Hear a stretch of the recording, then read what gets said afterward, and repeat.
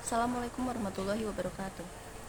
Masih kita pada hari ini adalah Dewan ini akan mewajibkan kandidat politik untuk lulus tes kompetensi politik agar dapat mencalonkan diri. Saya sebagai tim kontra sangat tidak menyetujui adanya mosi ini karena tes kompetisi belum tentu mencerminkan seorang kandidat yang baik. Karena apa yang keluar belum tentu sama dengan yang ada di dalam. Jika kita terlalu terpaku pada tes tersebut, maka kita akan mengabaikan aspek-aspek penting yang lain. Itu pasti. Pikiran dan perasaan manusia itu relatif. Banyak orang di luar sana yang memiliki nilai plus pada berbagai tes kompetensi, tetapi tidak sebanding dengan hasil kerjanya. Kita juga tidak selalu tahu apa yang terjadi di lingkungan politik sana. Kasus penggelapan dana dan sebagainya bisa tertutup rapat dengan waktu yang singkat, apalagi hanya untuk sekedar tes. Banyak cara yang bisa dilakukan untuk mencurangi hal tersebut, di mana ini akan memunculkan masalah baru yang lebih besar. Belum lagi masalah-masalah sosial yang akan semakin menjadi bila terus dibiarkan dan ditambah dengan pemicu yang lebih serius. Apabila tersebut tidak dijalankan dengan baik, maka akan menjadi bencana bagi suatu masyarakat tersebut.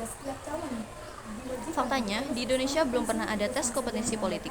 Itu artinya, kita tidak punya pengalaman sama sekali pada hal ini.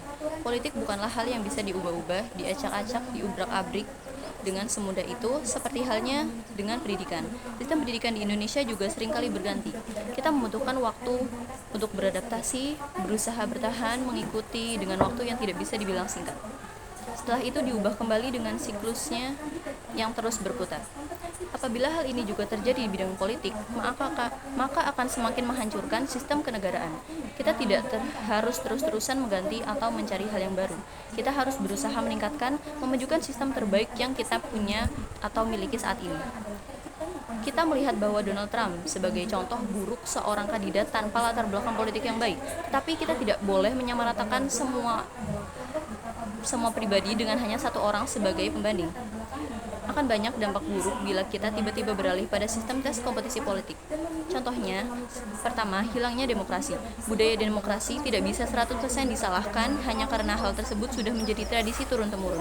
Demokrasi adalah sistem yang baik, kita hanya perlu berusaha mengikuti dengan baik pula, karena demokrasi menekankan pada partisipasi rakyat, perlindungan hak asasi manusia, dan supremasi hukum. Kita tidak bisa tiba-tiba menghilangkan demokrasi dengan adanya konflik masyarakat akibat polarisasi yang ditimbulkan oleh kebijakan tes kompetisi tersebut. Yang kedua, potensi penyalahgunaan. Seperti yang sudah saya katakan tadi, tes kompetensi bisa menjadi alat untuk membatasi akses ke jabatan publik, bukan untuk memastikan kualitas kepemimpinan.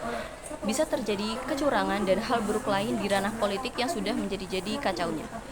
Yang ketiga, hilangnya kepercayaan publik. Jika tes kompetensi dinilai tidak adil dan transparan, hal ini dapat mengurangi kepercayaan masyarakat terhadap sistem politik dan pemerintah. Mereka akan dinilai labil karena sering berganti sistem dan hanya melihat dari satu sudut pandang. Maka kami selaku tim kontra menegaskan tidak setuju dengan mosi. Dewan ini akan mewajibkan kandidat politik untuk lulus tes kompetensi politik agar dapat mencalonkan diri. Terima kasih.